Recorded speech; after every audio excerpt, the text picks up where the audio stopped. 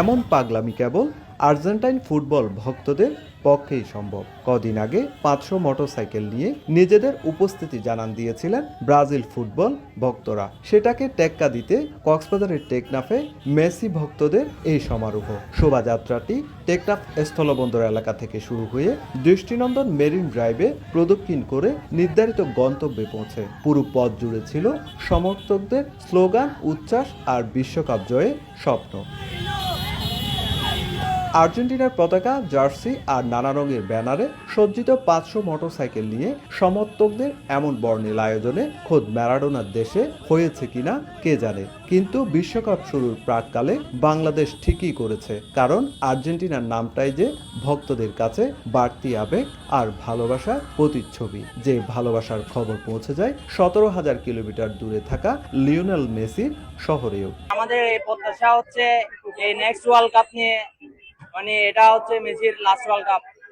এটা আমাদের প্রত্যাশা কি আবারও আমরা চ্যাম্পিয়ন হব।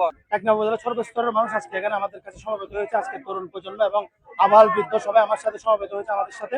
স্কেলনি যেভাবে তার শিষ্যদের সাজাচ্ছে, যেভাবে ট্রেনিং দিচ্ছে, সেটা হচ্ছে ইনশাল্লাহ আমরা আবারও 2026 বিশ্বকাপ চ্যাম্পিয়ন হওয়ার স্বপ্ন দেখি। আর্জেন্টাইন ভক্তদের বিশাল এই র্যালি ছাড়াও বিশেষ আকর্ষণ ছিল 100 ফুট পতাকার বিশেষ প্রদর্শনী।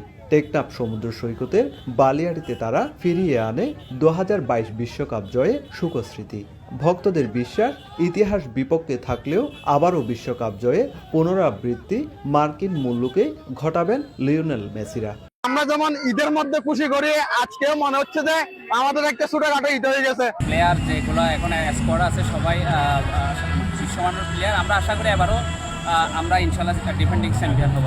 বর্ণাঢ্য বাইক শোভাযাত্রার পর আয়োজন করা হয় জমকালো সাংস্কৃতিক অনুষ্ঠান ও কনসার্ট। প্রাণবন্ত পরিবেশনায় মুখর হয়ে ওঠে পুরো আয়োজন।